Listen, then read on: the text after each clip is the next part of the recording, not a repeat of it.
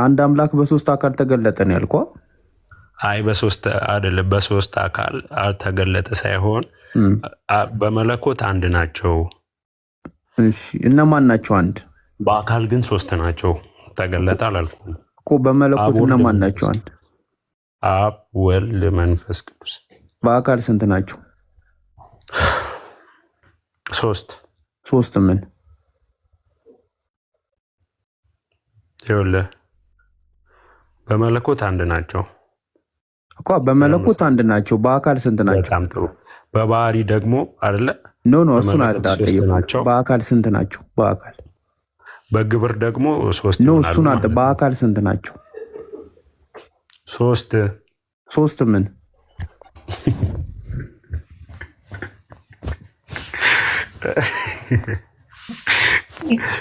ሶስት አምላክ እንድልፈልገህ ነው? ኧረ እኔ ምን እንደሆኑ እንድትነግረኝ ነው። ሶስት ናቸው በቃ። ሶስት በመለኮት አንድ ናቸው ካልኩ እኮ በሶስት ምን? ሶስት ምን? በግብር ደግሞ ሶስት ይሆናሉ ማለት ነው። እሱን አልጠየኩም። ሶስት አካላቶች አሉ። እነዚህ ሶስት አካላቶች ምንድን ናቸው? አብ፣ ወልድ፣ መንፈስ ቅዱስ። ማን ናቸው? አይደለም ምንድን ናቸው? እሱ የሆነ እንትን አወጣ፣ ስዕል አወጣ። እሱን አናምንበት። ቶቶ ኢምራን እንትኑን እሱ ፕሮቴስታንት ነው። ሶስት አካል ያልካቸው ምንድን ናቸው እኮ? ነገርኩ እኮ አብ፣ ወልድ፣ መንፈስ ኖ ማን ናቸው አይደሉም። ምንድን ናቸው ሲሆን ሶስቱ ምንድን ናቸው? ምንድን ናቸው? ምንድን ናቸው እኮ አልከኝ እኮ። አምላክ ምንድን ናቸው? አምላክ ነው። ማ አምላክ? ኖ አይ ሶስቱ፣ ስለ ሶስቱ ነው የጠየቅኩ፣ ስለ አንዱ አይደለም። ሶስቱ ምንድን ናቸው? አምላክ እኮ። ሶስቱ ምንድን ናቸው? አምላክ ናቸው። አምላክ ናቸው። አምላክ ነው። አይ አምላክ ናቸው ሳይሆን አምላክ ነው። አይ አንዱን አይደለም የጠየቅኩ፣ ሶስቱን ነው የጠየቅኩ። ሶስቱ አሉ በአካል አምላክ ነው። አምላክ ነው ስትል አንድ ነው እኮ እያልክ ያለ። አሁን ስለ አካሉ ነው የጠየቅኩ። በጣም ጥሩ። አምላክ ነው። አሁን አምላክ ናቸው ስለ ለአንተ እንዲመች ሶስት ናቸው ልትለኝ ነው። እኔ ግን ሶስት ነግሬሃለሁ እኮ። በመለኮት አንድ ከሆኑ በግብር ሶስት ናቸው። ያ ማለት ደግሞ በመለኮት አንድ አምላክ ነው። በመለኮት አንድ አምላክ ነው አይደለ? በአካል ሶስቱ ምንድን ናቸው? አምላክ ነው። ያ ማለት ግን ይኸውልህ ወልድ እሺ ላጥራለህ። አብ ወልድ ላከው፣ መንፈስ ቅዱስ ሰራጺ ነው። እሺ ችግር የለውም። አብ ማንን የላከው? ወልድን። የተላከው ምንድን ነው? ወልድ ነው። አይ ማን ነው ሲሆን ምንድን ነው? አምላክ ነው። የላከውስ? አምላክ ነው። ምንድን ነው የላከው? አምላክ ነው። በቃ አምላክ ነው። ኖ ምን ነው የላከው? እሺ አባት ልጁላ አባት ነው። ኖ ማንን አይደለም። ምንን ላከ? አባት ነው። አባት ምንድን ነው አላልኩክም። እኔ ምንን ላከው እኮ። አባት ልጁን ላከው እኮ። ምንድን ነው አባትየው? አምላክ ነው። ልጁስ? አምላክ ነው። ስለዚህ አምላክ ልኳል። ስጋ ገንዘቡን ባረገው ልኳል እኮ። አምላክ ልኳል። ስጋ ገንዘቡን ባረገው ልኳል። እግዚአብሔር መጀመሪያ ቃል ነበረ እኮ። አገባኝ። ስጋ ገንዘቡን ባረገው ልኳል እኮ። አምላክ ልኳል። አምላክ ልኳል። ስጋ ባረገው ይኸውልህ፣ ሰማይ መጀመሪያ ገንዘብን ይኸውልህ፣ ስጋን ገንዘብ ባረገው ልጁ ልኮታል። ማን ይላከው? አብ። ምንድን ነው አብ?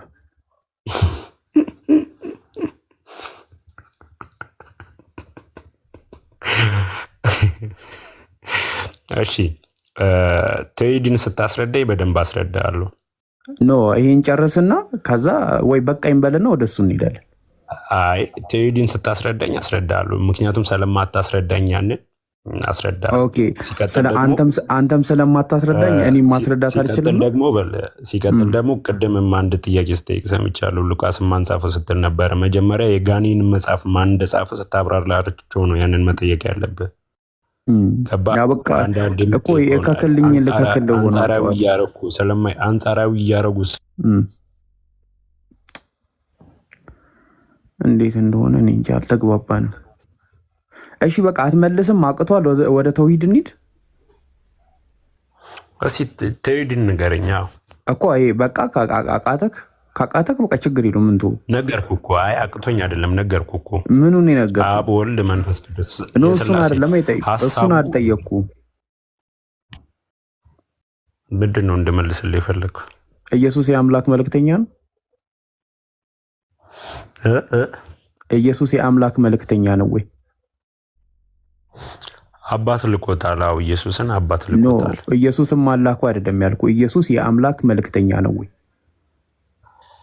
ኢየሱስ የአምላክ መልእክተኛ ነው። በትክክል ኦኬ። እሱ አምላክ ነው። ይኸውልህ ስማ፣ ይኸውልህ ኢየሱስ አምላክ ልኮታል። ስጋ ገንዘቡ ባረገው ስጋ ነው። ገንዘቡ ባረገው ስጋ ላከው። እሱን እናውቃለን። እናውቃለን። አሁን እኮ ኢየሱስ አምላክ ነው። በደንብ ነው። ከአምላክ ነው የላከው። የሆነ ደጋግመህ ስትጠይቀኝ ይሰለችኛል። አታሰርችኝ። እኔ ያው ትንሽ ሾጥ ያደርገኛል እና ትንሽ በወደ ሰፊነት ለመታገስ ሞክር። አምላክ ልኳል። አምላክን ላከ እኮ አላልኩም። ስጋን ገንዘቡ ባረገው። ኦኬ አምላክ ምንን ሊላከው? አምላክ ስጋን ገንዘቡ ባረገው። አምላክ ወደ ምድር ምንድን ነው የላከው? በቃ ዙሪያ ጥምጥማት ሄደ። እንመለስና ጨረስን። ፍጹም ሰው ፍጹም አምላክ። ኦኬ ያ ከላይ የላከው አምላክ ራሱን የላከው ወይስ ሌላ አምላክ ነው የላከው? ራሱ። ኦኬ አብ ነው የመጣው ወደ ምድር። ያ ይኸውልህ በአንደኛ ዮሐንስ ላይ ኖ ራሱን የመጣው አልከኝ። አብ ነው የመጣው ወደ ምድር። አይ እኔ እኮ ይኸውልህ እኮ መጀመሪያ ሳትረዳ እኮ ሌላ ጥያቄ ውስጥ አትግባ። ምንድን ነው ያልተረዳሁት? እስኪ ምንድን ነው አልተረዳም ብለህ የፈራው ነገር ጠይቀኝ። ምንድን ነው ያልተረዳሁት? ይኸውልህ ስማ፣ ምንድን ነው ያልተረዳሁት? ያልተረዳሁትን ንገረኝ መጀመሪያ። ምዕራፍ 1 የዮሐንስ ወንጌል ምዕራፍ 1 ላይ ምን ይላል? ኖ ያልተረዳሁትን ንገረኝ። ይህንን ስላልተረዳህ ከሆነ ያልገባው በለኝ። ከዛ እኔ እንደተረዳሁት ልንገርህ። ይኸውልህ እኮ ነገርኩህ እኮ። ምንድን ነው ያልተረዳሁት? ይኸውልህ አባት ስጋን ገንዘቡ ባረገው ልጁን ላከው አልኩህ እኮ። አገባኝ፣ እሱ ገብቶኛል። በቃ ከተረዳ ማንን ላከው አትበለኛ እኮ። አይደለም አሁን እኔ የጠየኩት ጥያቄ አንተ አሁን የምታምነው ምንድን ነው? አብ አንድያ ልጁን ስጋ ገንዘቡን ባደረገው አምላክ ወደ ምድር ላከው አይደል? በቃ እኮ አይኑ እኔ አሁን የጠየኩህ አሁን ገብቷል። ትንሽ አሁን አይምሮ መጠቀም ጀምራል። እሺ ቀጥል። ለዛ ነው ቀለል ያለኝ። እስቲ አንተ ደግሞ አሁን አይምሮን ተጠቀምና አሳየን። ጎሽ አምላክ ወደ ምድር የላከው ምንድን ነው? በቃ ቀላል እኮ። ምን እንደላከ ንገረን። ወደ ምድር መልሱን እኮ መልሰከዋል እኮ ንገረና ድገምልን። ወደ ምድር ምንድን ነው የላከው? ስጋን ገንዘቡ ባረገው ልጁን ላከው አልኩህ እኮ። ኖ ምንድን ነው? ማንና አይደለም ያልኩ። ምንድን ነው የላከው ወደ ምድር? እስቲ አይምሮን ተጠቀም። ፍጹም ሰው ፍጹም አምላክን። ኦኬ ፍጹም አምላክ ፍጹም ሰው የሆነው ይሄ ፍጹም አምላኩ ራሱን ነው የላከው ወይስ ሌላ አምላክ ነው የላከው? ፍጹም ሰው ፍጹም አምላክ እኮ። ይሄ የተላከው ከላይ የላከው አምላክ ራሱን የመጣው ወይስ ሌላ አምላክ ነው የላከው? ወደ ፍጹም ሰው ፍጹም አምላክ ላይ እኔ እሱን አልጠየቅኩም። ከላይ አምላክ ላከው ያልከውን ፍጹም ሰው ፍጹም አምላክ የተባለ ምን ማለቱ ነበር? ኖ እሱን አይደለም የጠየቅኩ። እሱ አይደለም ላኪው አምላክ አለ አይደለ? አብራራለሁ ወደምችለው ሄድ ስል አይ ኖ ትላለህ። ምንድን ነው ልታስረዳኝ የምሞክረው? ኢየሱስ አምላክ ነው የሚለው ልታሳየኝ እኮ ነው አይደለ? ሌላ ምንም አይደለም። ኢየሱስ አምላክ ነው። ታዲያ አምላክ አይደለም እንዴ? እኮ እኔ እሱን አይደለም የተከራከርኩ። አምላክን የላከው አምላክ ራሱን የላከው ወይስ ሌላ አምላክ ነው የላከው? ይሄ እኮ ነው ጥያቄ። ለምን ጥያቄውን አትረዳ? እስኪ አንጎልን ተጠቀም ለትንሽ ሰከንዶች። አንተ ተጠቅመዋል መጀመሪያ አንተ አልከኝ። አየህ አሁን አንጎልን ተጠቀምክ ስትለኝ ከዛ ደስ አለኝ። እስቲ አንተ ደግሞ ደስ አሰኘኝ። አንጎልን ተጠቀም። እኔ መለስኩልህ እኮ። ከዚህ በላይ ምን ልለው አይደል? እኔ ጠየቅኩህ አምላክን ሲል ከራሱን የላከው ወይስ ሌላ አምላክ ነው የላከው?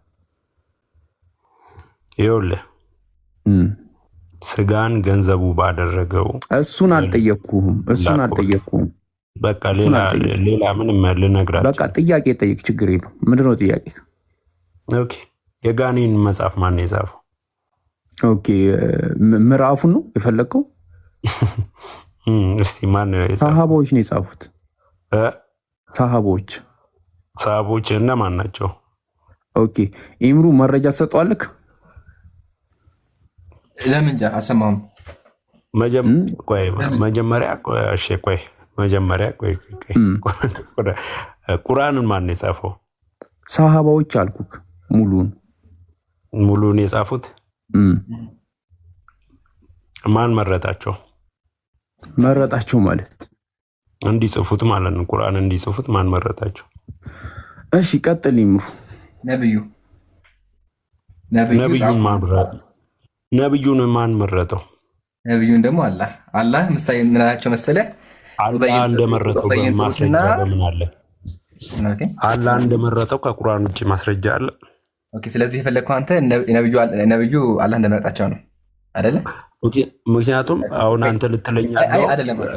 አንዴ እዚህ ጋር እናቁማለን። ርዕስ እየቀየርክ ነው። አየህ መጀመሪያ ጥያቄ ቁርአንን ማን ጻፈው ነበር። አየህ አሁን ቀየርከው። ለማንኛውም ብዙ ማስረጃዎች አሉ። አንደኛ ማስረጃ ጥቀስ። ለምሳሌ ዘይድ ምን አለ አይተህ ከሆነ ነብዩ ሰለላሁ ዐለይሂ ወሰለም ጠርተውኝ ይጽፍ ነበር። እነዘላ አለሽ ቁርአን ከወረደላቸው ይጠሩኝና ጻፍልኝ እጽፋለሁኝ አለ። ስለዚህ ጸሐፊው ምሳሌ ዘይድ አለ። ብዙ ሰሃቦችም አሉ። ቁርአን በብዙ ሰሃቦች የተጻፈው። እሺ አንደኛ ወረደ እንዴ ተመለሰ ወገኔ። ስለዚህ ዘጋን። አሁን ደግሞ ቁርአንን ነብዩ ሰለላሁ ዐለይሂ ወሰለም ትክክለኛ ነብይ መሆናቸውን አላህ ማዘዙ በመናቀለን ከሆነ ግባና ልስጥህ። አምላካችን ቁርአን ላይ ምን አለ? ሙሐመድ ረሱሉላህ አለ። ሙሐመድ የአላህ መልእክተኛ ናቸው አለ።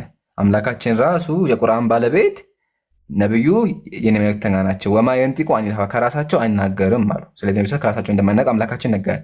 አምላክ እንደነገረ በምናወቅ ግባና ደግሞ ላሳይ። አምላክ እንዴት እንደነገረኝ ቁርአን ያላህ ቃል እንደሆነ ደግሞ አሳምንሃለሁ ማለት ነው። አያቸው ስቴፕ ባይ ስቴፕ ሙሉ እነዚህ ሀቅ መመለስ እንችላለን። ግን ያሳቀኝ እንጃ ማለት ነው። አንጎልህ ተጠቀም ስትለው አንተ ተጠቀም ይልሃልና እከክልኝ ልከክልህ ወይም ደግሞ ኡስታዝ የሚላት አብደሃል ሲባል አንተም አብደሃል እንደሚባለው ማለት ነውና የራሱን እብደት ከመከላከል ይልቅ የራሱን እብደት አምኖ አንተ አብደሃል እያልን ያለውና ይገርማል። ብቻ ብለናል ያ ጀማ እነዚህን አምላኮች ኢላ የውሚል ቂያማ ከመጽሐፍ ቅዱስም ሆነ ሎጂካሊ ሊያስረዳ የሚችል አካል የለም።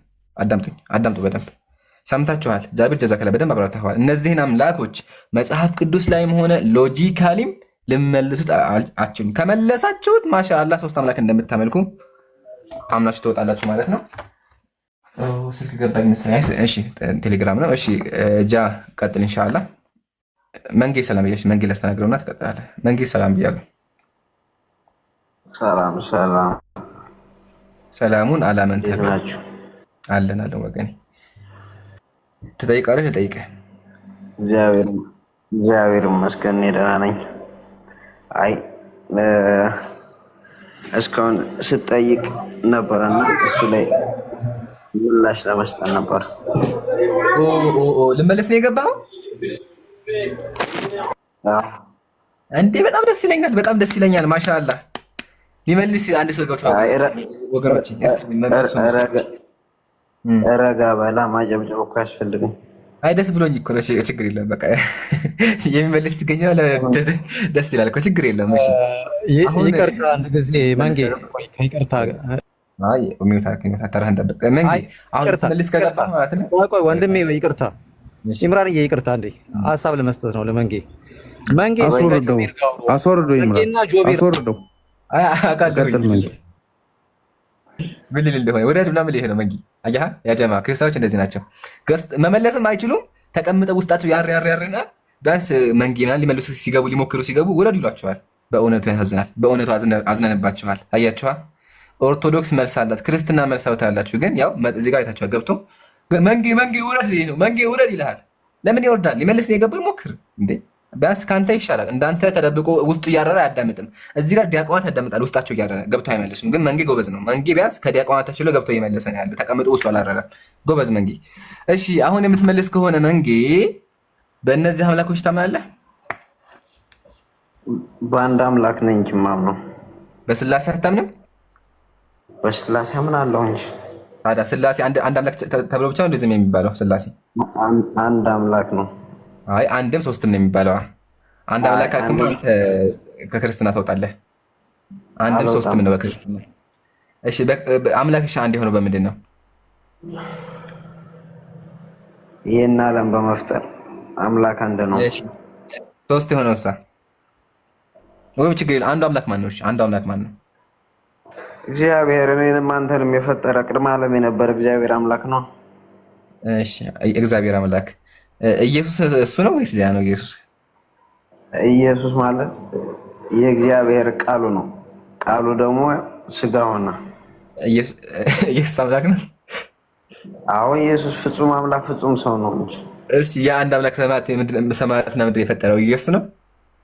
ኖ ኢየሱስ ነው። አብ ወልድ መንፈስ ቅዱስ የሚባለው አብ አለ፣ ወልድ መንፈስ ቅዱስ። አዳምጥ። ቅድም እኮ ስተራለህ አንድ እግዚአብሔር ናቸው ብለኸኛል። ቆይ መገልፈጥ ቆይ አንዴ መንጌ ኢምሩ እንትን ዕብራውያን 1:5 ነው አውጣው በመጽሐፍ ቅዱስ እያነበብን። መንጌ ሰላም ነው? እግዚአብሔር ይመስገን ደህና ነኝ። እንኳን ደህና መጣ። እንትን ያው መጽሐፍ ቅዱስ ከብተን መጽሐፍ ጉዳይ አትገልፍጡ። እንደ ሰው ጠይቃችሁ በስነ ስርዓት ነው ማናገር ያለባችሁ። እኮ እኔው በስነ ስርዓት ገለፈጥኩ እንዴ? መች ገለፈጥኩ? አይ ያኛው ኢምራን ሲገለፍጥ በቃ ይደብራል። ታውቃለህ? ይሄ ለማስተማር ከሆነ ድረስ ማለት ነው። በስነ ስርዓት ነው መሆን የለም። እሺ ይቅርታ ድንገረው እኔ የሳኩት ማለት ነው። እንደም ይቅርታ። እሺ ግን ሰው ነኝና አወራረብ ወላሂ በእውነቱ ያስቃል። ለዛ ነው ቅድም አንተ አንድ አምላክ የማመልኩ አልክና ድጋሚ ደግሞ ራስህ ተመለሰ ስላሴዎች ብለህ መጣ። ለዛ ነው። ለማንኛውም ይቅርታሽ ከነበረ ቀጥል ጃ። እሺ እንትን ቁጥር 4 አድርገው። ቁጥር 4 ቁጥር 5 ይሄ መንጌ እስቲ ቁጥር 5 አንብበው። ዕብራውያን 1:5 መንጌ አለክ? ኧረ አለው አባቴ። እሺ አባቴ ቀጥል አንብበው። ከመላእክትስ አንተ ልጄ ነህ፣ እኔ ዛሬ ወልጄሃለሁ፣ ደግሞ እኔ አባት ሆናለሁ፣ እርሱም ልጅ ይሆነኛል ይላል። ማን ነው አባት ሆናለሁ እያለ ያለው? አብ። ኦኬ ልጅስ የሚሆነው ማን ነው? ከላይ ሲናንብበው መጀመሪያ ስለንትኑ እናንብበው መጀመሪያ ማለት ነው። አንድ ጥቅስ እንትን ብሎ ሲሆን ስለምን የመጽሐፉ ላይ ስለምን እንትን እንደሚል መጀመሪያ እናንብበው። እሺ ከቁጥር 1 አድርግለትና እኔ ቶሎ ላንብብለት። ከጥንት ጀምሮ አማርኛ እችላለሁ። እሺ ቀጥል። እሺ አንብብ፣ ችግር የለው።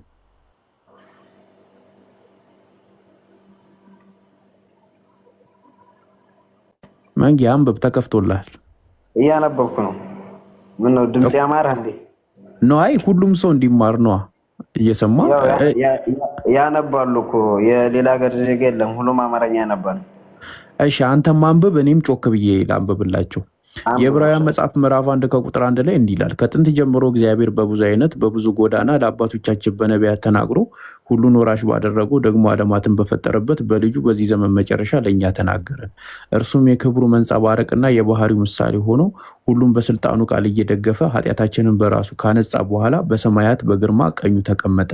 ከመላእክት ይልቅ እጅግ የሚበልጥ ስም በወረሰ መጠን እንዲሁ ከነርሱ አብዝቶ ይበልጣል። ከመላእክትስ አንተ ልጄ ነህ፣ እኔ ዛሬ ወልጄሃለሁ፣ ደግሞ እኔም አባቱ ሆነዋለሁ፣ እርሱም ልጅ ይሆነኛል ያለው ከቶ ለማን ነው? ዳግምም በኩር ወደ ዓለም ሲገባ የእግዚአብሔር መላእክት ሁሉ ለእርሱ ይስገዱ ይላል። ቀጥል። እዚህ ጋር ቁጥር 4 ላይ የሚለው ከመላእክት ይልቅ እጅግ የሚበልጥ ስምን ሲል እዚህ ጋር ስለ እንትኑ እየተናገረ ነው፣ ስለ ስሙ ማለት ነው። አሁን ለምሳሌ መላእክት ስንል አሁን ለምሳሌ የገባ ነው። ገብቶኛል። 5 ላይ ነው። 5 ላይ ከመላእክትስ አንተ ልጄ ነህ፣ እኔ ዛሬ ወልጄሃለሁ፣ ደግሞ እኔ አባት ሆናለሁ፣ እርሱም ልጅ ይሆነኛል ይላል። ኦኬ ማን ነው አባት የሚሆነው? ያለው ከቶ ለማን ነው? ደግሞም በኩርን ወደ ዓለም ሲያስገባ የእግዚአብሔር መላእክት ሁሉ ለእርሱ ይስገዱ ይላል። ኦኬ ማን ነው አባቱ? ነገርኩህ እኮ አብ አባት ነው፣ ወልድ ወላዲ ነው፣ መንፈስ ቅዱስ ሰራጺ ነው አልኩህ እኮ። ኦኬ አብ ወልድን ወልዶታል። አንተ እንደዚህ እንደምትለው ሳይሆን የባህሪ ልጁ ነው አብ ማለት የኛ አምላክ። ለምሳሌ እግዚአብሔር አምላክ አዳምጠኝ። እግዚአብሔር አምላክ ለምሳሌ ቃል አለው። ያ ቃሉ ደግሞ ፈጣሪ ነው። ለምሳሌ ዓለማትን የፈጠረው እግዚአብሔር አምላክ በቃሉ ነው። ያ ቃሉ ደግሞ ዮሐንስ ወንጌል ላይ እንደሚያስተምረው ምን ይላል? ቃል ሥጋ ሆነ እንደሚለው ያ አምላካችንን ቃል አንድ ብለን ነው፣ መንፈሱን ደግሞ 2 ብለን፣ አብን ደግሞ 3 ብለን አብ ወልድ መንፈስ ቅዱስ ነው እንጂ አንተ እንደምታስበው አካል እንደዚህ እንደሚታይ መጽሐፍ ቅዱስ ነው። ምን ይላል? እግዚአብሔርን ያየው የለም ይላል። እግዚአብሔር አምላክ እንትን መንጌ አትደራርብኛ፣ እንትን የምንለው ማለት ነው። እኮ አትደራርብብኝ አልደራረኩም እኮ ብዙ አወራክብኝና እኔ ደግሞ ይጨንቀኛል። ሲጨንቀኝ ደግሞ ላጥ ነው የምለውና እሱ ሽንት ቤት እኮ ለሱ እኮ ነው ምልክ እንዳይደራረብብኝ። እሺ እንትን የእግዚአብሔር ቃል ፈጣሪ አዎ ፈጣሪ ነው። የአምላካችን ቃል ፈጣሪ ነው። ኦኬ እሺ ሰማይና ምድር የፈጠረው የእግዚአብሔር ቃል ነው ወይስ እግዚአብሔር? እግዚአብሔር ነው እንጂ የእግዚአብሔር ቃልስ ቃል እኮ ስል ለምሳሌ ብርሃን ይሁን አለ እግዚአብሔር፣ ብርሃን ይሁን አለ ብርሃን ሆነ ይላል። ለምሳሌ እንትን ላይ ቁርአን ላይ እኮ ኢየሱስ ክርስቶስ የአላህ መንፈስና ቃል ነው ይላል አይልም? ይላል እኮ። ያንተ ለምሳሌ የአላህ ቃሉ ፈጣሪ ነው አይደለም? አይ ፈጣሪ አይደለም። ቃሉ የአምላክ ቃል ፈጣሪ አይደለም? አዎ አይደለም። አሁን ወደ አንተ እንምጣና ወደ እሱ እንመጣለን። ዓለማትን የፈጠረው የእግዚአብሔር ቃል ነው ወይስ እግዚአብሔር? እግዚአብሔር ነው እንጂ። የእግዚአብሔር ቃልስ? የእግዚአብሔር ቃልም እኮ የራሱ ነው። የእግዚአብሔር ቃል የራሱ እስከሆነ ድረስ የፈጠረው ማን ነው እኮ? የፈጠረው ማን ነው? ምኑን? ዓለማትን የፈጠረው ማን ነው? የእግዚአብሔር ቃል ነው እግዚአብሔር? ነገርኩ እኮ እኔንም አንተንም ዓለማትን የፈጠረ እግዚአብሔር ነው እኮ አልኩህ። ቃሉስ? ቃሉን ፈጣሪ ነው እኮ አልኩህ። አብ ወልድ መንፈስ ቅዱስ ያ የእግዚአብሔር ቃል ወልድ። ኦኬ ስም ፈጣሪ ነው ያለው። ስም ፈጣሪ ነው ያለው መንጌ። አንድ እግዚአብሔር አምላክ ያለና የነበረ የእግዚአብሔር ቃሉስ? ቃሉን ፈጣሪ ነው እኮ አልኩህ እኮ። ሁለት ሆኑባ። ቃሉን ፈጣሪ ነው አልከኝ፣ እግዚአብሔርን ፈጣሪ ነው። አሁን አንተ የምታየው በእስልምና መነጽር ነው። ኖ አይደለም፣ በአንተ መነጽር ነው። በአንተ መነጽር ኖ፣ በእኔ መነጽር እንዴት ልትመለከት አትችልማ? ኖ እግዚአብሔር በቃሉ ነው አይደለ? ሰማይን ምድር ነው የፈጠረው። በቃሉ ነው የፈጠረው። በቃሉ ነው የፈጠረው እግዚአብሔር ብርሃን ይሁን አለ። ብርሃን እኮ ገባኝ። እኔ አሁን የጠየቅኩት ጥያቄ አንደኛ ነገር እግዚአብሔር ሰማይን ምድርን በቃሉ ነው የፈጠረው ወይስ እግዚአብሔር ነው የፈጠረው ወይስ ቃሉ ነው የፈጠረው? አንተ ቃልህ እናንተ ትለያያላችሁ እንዴ? ለምሳሌ እሺ ንገረኝ እኮ። ስለዚህ እግዚአብሔር በቃሉ ነው የፈጠረው። ኖ በሰውኛ እንሂድና አንተና ቃልህ ለምሳሌ ትለያያላችሁ እኮ። አንለያይም። ስለዚህ እግዚአብሔር በቃሉ ነው የፈጠረው። እግዚአብሔርና ቃሉ አይለያዩም። እኔ እኮ የማይለያዩ ከሆነ እግዚአብሔር በቃሉ ነው የፈጠረው። ስላሴ የሚለውን አስረዳኝ ስትለኝ አብ ወልድ መንፈስ ቅዱስ ወልድ በቃ እሺ መንጌ የምትረዳው መስሎኝና ወደ ምዕራፉ እንመለስ። አብ ወልድን ወልዶታል አልከና? አንተ እንደምትለው አይደለም። የባህሪ ልጅ ነው። እንደ ሰው አይደለም። እንደ ሰው አልተረዳሁትም። እንደመለከት እንዴት ነው? አምላክ እንደ ሰው ሊሆን አይችልም እኮ። እንደ ሰው አልተረዳሁትም። እንደ ሰው አልተረዳሁትም።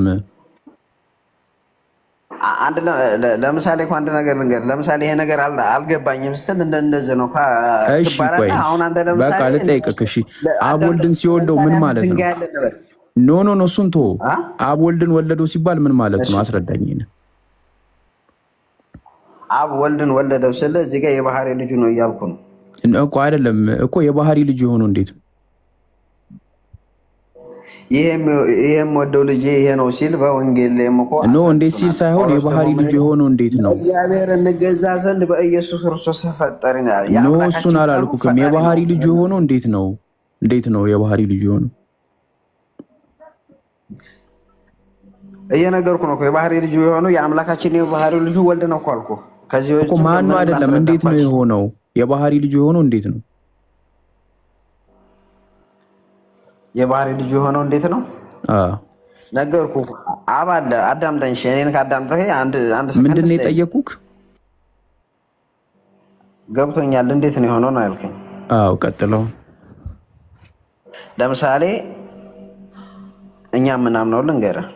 እኔም ማምነው እኔም ማምነው ለምሳሌ የኦርቶዶክስ ቤተክርስቲያን ተከታይ አማኝ ነኝ እኔ ማለት ነው። በስላሴ አምናለሁ። እዚህ ጋርም ኢምራን እንትን ያለ ባለውን ፎቶ አምናለሁ። አብ ወልድ መንፈስ ቅዱስ በሚለው ማለት ነው። እና አብ ወላዲ፣ ወልድ ተወላዲ፣ መንፈስ ቅዱስ ሰራጺ ነው ብለን የምናምነው ወልድ ወይም ኢየሱስ ክርስቶስ የአምላካችን ቃሉ ነው እኮ አልኩህ። ያ ቃሉ ደግሞ ፈጣሪ ነው ብለን የምናምነው። መንፈሱን ፈጣሪ ነው፣ አምላካችንን ፈጣሪ ነው፣ ቃሉን ፈጣሪ ነው ብዬ ነገርኩህ እኮ። አፈ ታሪክ ምናምን አለም። ይሄን ነው እየነገርኩህ ያለሁት። ከተረዳ ትረዳለህ፣ ካልተረዳ ደግሞ ድንጋይ ላይ ውሃ ማፍሰስ ነው ማለት ነው። እኔ የጠየቅኩት ጥያቄ ምንድነው የምታምነው ቢሆን ኖሮ ያው መልሱ በቦታው ሆነ ተመለሰ። ኖ እኔ የጠየቅኩህ ልጁ የተባለው ምን ስለሆነ ነው? የባህሪ ልጁ የሆነው እንዴት ነው? ቀላል ጥያቄ እኮ ነው የጠየቅኩህ። እንዴት ነው የሆነ የባህሪ ልጁ? የባህሪ ልጁ ማለት የአምላካችን ቃሉ የባህሪ ልጁ ነው ብለን እናምናለን። ምን ብላችሁ ታምናላችሁ? አይደለም የባህሪ ልጁ እንዴት ነው የሆነው? ነገርኩህ እኮ እኔ እንትን የባህሪ ልጁ ነው እኮ ብዬ ነገርኩህ እኮ ነው። እንዴት ነው የሆነው ነው ደግሞ እኔ ጥያቄ ነው። አይደለም ነው ወይስ አይደለም ስልክ ነው አልከኝ። ኦኬ እንዴት ነው የሆነው? አንተ ለምሳሌ አላህ እንዴት ነው አምላክ የሆነው? አይ አላህ የመሆን ባህሪ የለውም። አምላክ የሆነው ለምሳሌ እንዴት ነው የመሆን ባህሪ የለውም? አመልስልኝ። አምላክ ነው ብለህ ነው የምትደመድመው አይደል? ኖ አይደለም።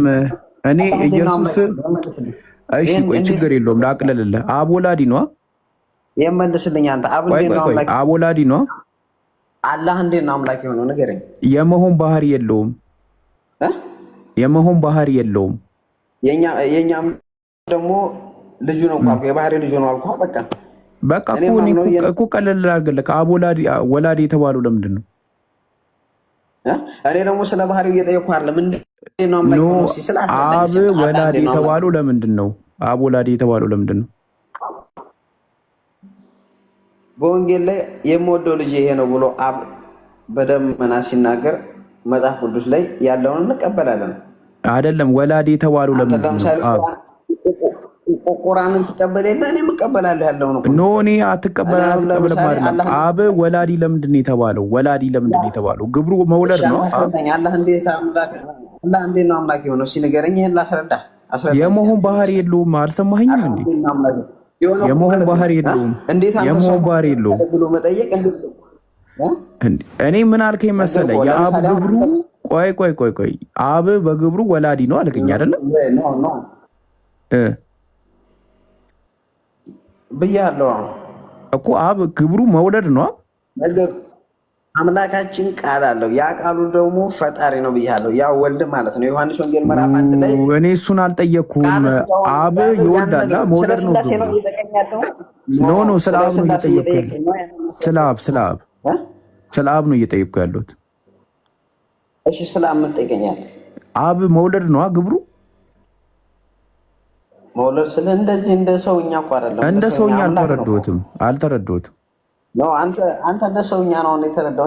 እኔ አልተረዳሁትም። እንደ ሰውኛ ኖ እንደ ሰውኛ አልተረዳሁትም። አሁን አንተ የሰውኛ መለቀር ካለወለክ ከአይን ላይ ለምስካይ ምሮ ላይ በቃ እሺ ቴንኪው በቃ ቴንኪው በቃ ቴንኪው። ሀሳብን አግኝቼዋለሁ። ኢምራን ከዳግም ጋር ቀጥል። እሺ ጥያቄ መጠየቅ እችላለሁ? ጠይቅሽ። እሺ እንትን ላይ ማለት ነው አብርሃም የሰወው እንትን ላይ መጽሐፍ ቅዱስ ላይ እንግዲህ አብርሃም የሰወው እንትን ልጁን ይስሐቅን ነው ይላል። በእናንተ ደግሞ እስማኤል ነው የሚለው። እንዴት ነው ይሄን እንዴት ትረዳዋለህ? እንድታብራራ ነው። ያው እንትን አብርሃም የበኩር ልጁን ነው መስዋዕት ያደረገው። የበኩር ልጁን መስዋዕት ያደረገው የበኩር ልጁን ነው መስዋዕት ያደረገው ወይ? መጀመሪያ ጥያቄው ነው። ያ ደግሞ ይስሐቅ ነው ነው ማን ነው? አይደለም መጀመሪያ የበኩር ልጁን ነው ወይ መስዋዕት ያደረገው? ነው እኮ አልኩህ ነው። ኦኬ የበኩር ልጁ ማን ነው? ይስሐቅ። እስማኤልስ ደግሞ ከአጋር ከወለደው በኋላ ገና በልጅነቱ ማለት ነው ከአጋር ጋር ተሰዷል ይላል መጽሐፍ ቅዱስ። ከተሰደደ በፈልጎ ነው አብርሃም እንትን ያለው። ኖ አይደለም። አሁን አብርሃም መስዋዕት ያደረገው የመጀመሪያ ልጁን ነው ማለት ነው። እንትና ስምህን እንኳን እኔ እንጃ አይገባኝም። ቶሎሳ ኦኬ አባቴ ቶሎሳ እንትን ላይ ማለት ነው። ለምሳሌ ኢስማኤል ከአጋር ጋር ሳራ ወይም አብርሃም አስወጣቸውና ከዛ በልጅነቱ ነው ይዘው የተሰደደችው ነው የሚለው። ከዛ ወዲያ ካደገ በኋላ ነው ይስሐቅ እንደዚህ እንትን የመስዋዕትነቱ ምናምን እንትን ያለው ማለት ነው። የቱ ጋር ነው እንደሱ የሚለው? በኋላ ፈልጎ ነው ያረደው ወይስ እንዴት ነው እንትን ለመስዋዕትነት ያለው? የቱ ጋር እስኪ ጥቅሱን ክፈተውና እያነበብን እንቀጥል። እሺ ቶሎሳ በኋላ ንገረው። ማይኩን ያረቀ በጣም ጆሮ የተረበሸብኝ። እሺ እስከዛ እስኪያመጣ ድረስ ከዳግም ጋር ቀጥል። ሲመጣ እንቀጥላለን። አየት ሮሳ እሺ ተዘጉላ መንግስት መለስ ያው ተመልሻለሁ ብለህ ኮሜንት ላይ ጻፍ። ታላቁ ይመቻል ሀቢቢ ታላቁ ኸይር የለም ማለት ነው። እሺ ዳግም ተሰላም ብያለሁ። እሺ ሰላም ለእናንተ ሰላም ነው። ሰላሙን አላመን ተቢአል ሁዳ ከየት ቤተ እምነት ነህ? ክርስቲያን ኦርቶዶክስ። ማሻአላ ጥያቄ አለ ወይስ እንጠይቀ? ጥያቄ አለ። ያው ጠይቅ። እሺ እንትን ላይ ቀደም ወንድማችን የጂኒ ምዕራፍ ሚላለ ብሏል። ሌላም ደግሞ የቅማል ምዕራፍ አለ አይደለ? እሱ በምን አይነት ነው የሚታየው? ያው ጥያቄው ለበሽሽቅ ነው፣ ግን እንደ ትልቅ ሰው አድርጌ ለመለስ። ኧረ በእናትህ ይምራን ተው እንጂ ምን በሽሽቅ የቅማል ምዕራፍ ከምን አንጻር ታይቶ ማስረጃ የለም? እሺ የብረት ምዕራፍስ አለ? ጥያቄ ቅማል ቅማል ማስረጃ ወይም ይቅርታ ጠይቅ የለም? ስለዚህ ማስረጃ ቅረብ፣ ወይም ደግሞ ስልኬ ስለዘጋ ነው ይቅርታ፣ ችግር ነገ እመጣለሁ። እንደሱ ይቅርታ ያስኬዳል። በቃ ይቅርታ ጠይቀሃል። ስለዚህ ድጋሚ እንዳትዋሽ። ሙስሊም ፊት ነው ያለው። ሙስሊም ነገ እመጣለሁ፣ ችግር የለውም። እንደዛ ነገ ይዘህ ሳታመጣ አታውራ። የለም እንደዚህ ነገ የሚባል ነገር የለም። ካለ ታመጣለህ፣ ከሌለ የለም ይቅርታ ጠይቃለህ እንጂ ነገ ብለህም አለ ሳታል ስለዘጋ ነው አልኩህ። የለም በቃ ያንተ ችግር ነው እሱ አይደለ? ያንተ ችግር ነው። ኦኬ ያው እንደዚህ አይነት ሰዎች ለበሽሽቅ ነው የሚመጡት። ለማንኛውም በእስልምናችን ሱረቱል ጂን ሲባል ሊትራሊ ፖይንቱ ምንድን ነው ካልን የጂኖች ታሪክ ያለበት ወይም ስለ ጂኖች ታሪክ የሚያወራ ነው። ጂኖች ፍጡሮች ናቸው። እነሱ ታሪካቸው ምንድን ነው ካልን ቁርአንን ሰሙ፣ ከዛ በኋላ አመና ቢላህ በአላህ ያምናሉ። ከነሱ የሆኑ ጭፍሮች ማለት ነው ታሪኩ ይሄን የሚያስቀምጠው። በክርስትና ግን እንደው ክርስቲያን ወገኖቻችን መጽሐፈ ዶሮ ይዘህ አይከብድም? መጽሐፈ ቅማል ስትል መጽሐፈ ቅማል መጽሐፈ ዶሮ እኔ ቆይ ላውጣው። መጽሐፈ ዶሮ ያው የዶሮ መጽሐፍ መጽሐፈ ዶሮ የዶሮ መጽሐፍ የተጻፈው በሐዋርያት ነው። ያው መጽሐፈ ዶሮ ይዘህ እኛ ጋር እንዳመጣ። እሺ ኤቢዲ ሰላም ብያለሁ።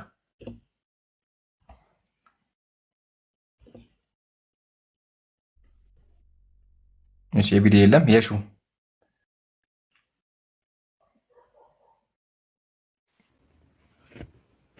ይሰማሃል ወይም ይሰማሻል?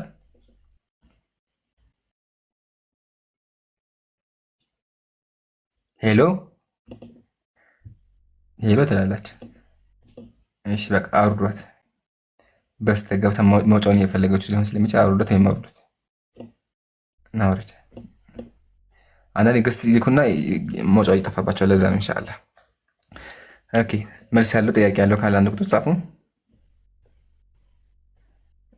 ገስት ላይ ብዙ ሰዎች አሉ፣ ግን ማስገባት እየቻልኩ አይደለም እና ኢንሻአላህ ድጋሚ እየገባቸው እንታዋቸው አስገባቸው። ገስት ላይ ሰዎች ካሉ ማለት ነው። ጥያቄ ያለው ካለ ኮሜንት ላይ አንድ ቁጥር ጻፉ። ታብታብ አድርጎ ይሄ አካውንት ሪፖርት ተደርጎ ተዘግቶ ነው የተከፈተው። ስለዚህ ታብታብ አድርጎ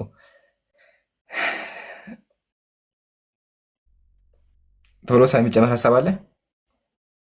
እንትን እስቲ አንደኛ ዜና መዋዕል ምዕራፍ 29 ቁጥር 29 ላይ እስቲ ያወጣው ዕብራይስጥኛው ላይ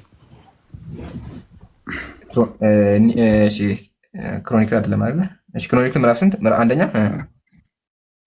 29 እና ክርስቲያኖች ካላችሁ ግቡ። እስቲ አንድ ቀለል ያለ ጥያቄ አለን። እሺ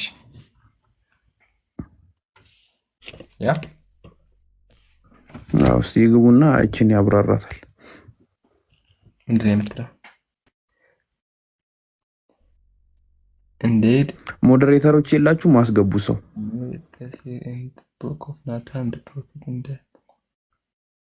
ጋችሁ እሺ ካለ አስገባው። እንትን እምቢ አለኝ ኔትወርክ። ማን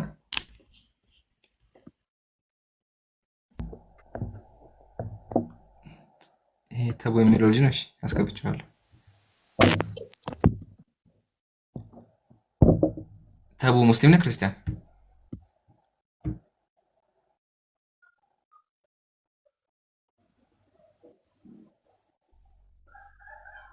እሺ የለም ጃ እስከዛ አውራ በቃ አዎ ሲገቡ እዚህ ላይ እናወራለን። እስከዛ መጽሐፍ ቅዱስን በአማርኛ ወጣውና የተወሰነ አንበበንላቸው እንትን እንላለን፣ እንቀጥላለን። ክርስቲያኖች ካላችሁ ግቡ። አዎ ራሱ ነው እንትን በቃ የማያወራ ሰው እያስወረዳችሁ ሞዴሬተሮች ቀልጠፍ ለማለት ሞክሩ።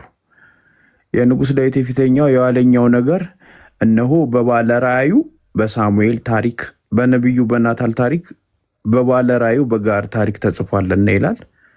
እንግዲህ እነዚህን ታሪኮች እንፈልጋለን ዛሬ ማታ አጠር ባለ ሁኔታ። እንግሊዝኛ ቡክ ነው የሚለው የታሪክ መጽሐፍ ተዘግቧል የሚለው ታሪክ መጽሐፍት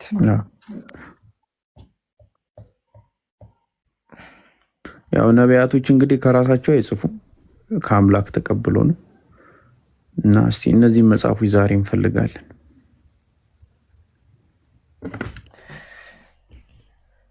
እና እኛ ቃል ምናምን መጽሐፍ ራሱ እንፈልጋለን የጠፉ መጽሐፎችን። እግዚአብሔር ስንቱ ላይ ገብተህ ያው አሁን እግዚአብሔር እያላችሁ ያለው የጠፋ መጽሐፍ አለና እሱን እንፈልግ ነው። ክርስቲያን ገብቶ በፍለጋው ላይ እግዚአብሔርን የሚያግዝ ካለ እባካችሁ አግዙት። ያው የጠፋ ሰው ማፋለግ ባህላችን ነው። ቲክቶክ ላይም ሰው ሲጠፋ ፕሮፋይል ተደርጎ ይፈለጋልና ፕሊስ አፋልጉት እግዚአብሔርንም። የናታን መጽሐፍ የባለ ራእዩ የጋድ መጽሐፍ ጠፍተዋልና ሁለቱም መጽሐፍ እንፈልጋቸው። ፍለጋው ላይ ያለውን ከሱ በፊት የሚዛን ምልክት ያለ ወንድሜ ቅድም ጀምሮ ኮፒ ሊንክ እያደረከ ነበርና አላህ ይቀበልሽ ወንድሜ። የሚዛን ምልክት ያለ ቅድም ጀምሮ ኮፒ ሊንክ ያደርጋል። ጀዛከላህ። የሱ ገብተሻል። ፍለጋው ታግዣለሽ ወይም ታግዛለህ?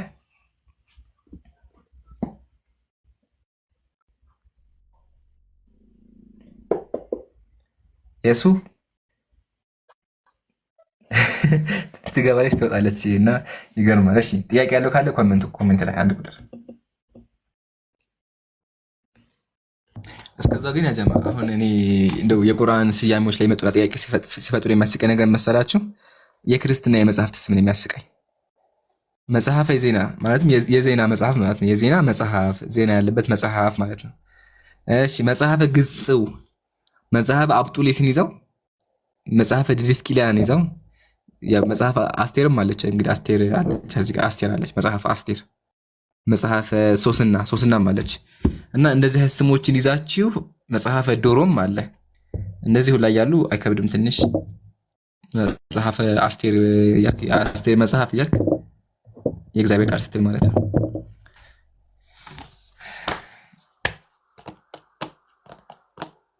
እሺ ሞዴሬተር አላችሁ አይደለ? ካላችሁ ጥያቄ ያለው ደግሞ አለሁኝ ኮሜንት ላይ አንቁጥ ጻፉ። መልስ ያለውም ካለ ኮሜንት ላይ አንቁጥ ጻፍ ይግባ። አዲስ የገባችሁ ቪዲዮ ላይ ያለው ቪዲዮን ሄዳችሁ ኮፒ ሊንክ አድርጎ ሪፖርት የተደረገበት ስለሆነ እንዲሁም የአካውንት ተዘግቶብኝ አሁን ስለሆነ የተከፈተው ሁላችሁም ታብታብ ማድረግ ኮፒ ሊንክ ማድረግ አትርሱ። ኮሜንት ላይ በደንብ ሳቁ። ኮሜንት በደንብ አድርጉ። ኮሜንት ማድረግ ራሱ ጥቅም አለው። እሺ በደንብ ሰምታችሁ ጋር ያስባለሁኝ። እስቲ አንድ ሰው ኮሜንት ላይ ያየው መሰለኝ። ኧረ ብዙ ናቸው። ቆይ አስገባ እና በዛው ማስታወቂያ ጀማዓተል ኸይር አሽረል አዋኺር ነው። ስለዚህ በኢባዳ ላይ እንባታ ከሌሊቱ ሙሉ ያው ከዚህ በኋላ ያለውን ሰዓት ከቲክቶክ ሩቀን ከ6 ሰዓት በኋላ ያው ሌሊት ስለሚባል ኢባዳ ላይ ዚክር ላይ እንበርታ። በዱዓ እንረሳት። ለኔም ዱዓ አድርጉልኝ። ጀዛኩሙላህ። እሺ ጃ እስከዛ የሚወራ ሐሳብ ካለ ፒኬ ሐሳብ ካለ ሂዱበት። እኔ ካሉ ክርስቲያኖች አስገባለሁ ኢንሻአላህ።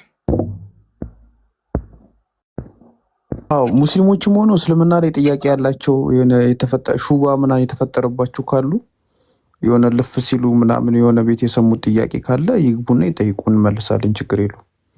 ፈትዋ ትጠይቁ። ይሄ ትላንትና እንደጠየቅኩት አይነት ጥያቄ ማለት ነው። ሬዲዮ ስሰማ እሺ የሚለውን መስማት ይችላሉ? እንዴት ይታያል?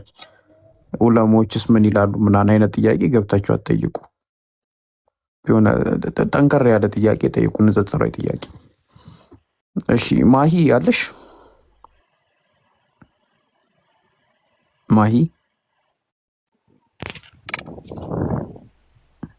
ማሂ የለሽም? እሺ አስወርዷት። እሺ ቴዲ አለክ? አሎ እንዴት ነህ? ሰላም ነው። እንዴት ናቸው? አለው። የት ምን ውስጥ ሆነ ነው? ላይብረሪ። ምን መጽሐፍ ጠፍቶብህ ነው? ኧረ አይደለም። መጽሐፍ ጠፍቶብህ የት እንዳለ ልጠይቀን የገባ ነው መስሎ። እሺ ከየትኛው ቤተ እምነት ነህ? እኔ ኦርቶዶክስ። ኦኬ ጥያቄ አለን ጠይቅክ። አብሽር እንፈልግ። ምንድን ነው ፍላጎት? መጠየቅ ከፈለክ ጠይቅ፣ መጠየቅ ከፈለክም ተጠይቅ። እሺ የኔ ጥያቄ ነበር። እሺ ትንሽ እስቲ ስለ ነብዩ ልትነግር። ትንሽ ያው ነበራቸው ይገርም ፐርሰናሊቲ ነበራቸው፣ የሚኖር ፐርሰናሊቲ።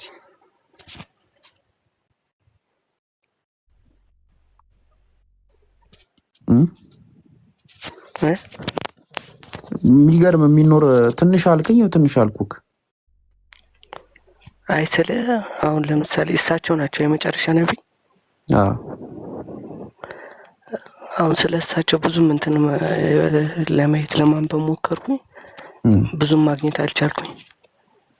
ማለት ብዙ አነበብኩ ብዙም ማግኘት አልቻልኩም ማለት እኮ የሚጋጭ ሐሳብ ነው። ስለ እንዴት መሰለ አሁን በጣም ሃይማኖታዊ ንጽጽር ላይ የሚሰሩ ሰዎች ከነሱ አንዳንድ ነገራቶችን እየወሰድኩኝ ለማየት ስሞካከር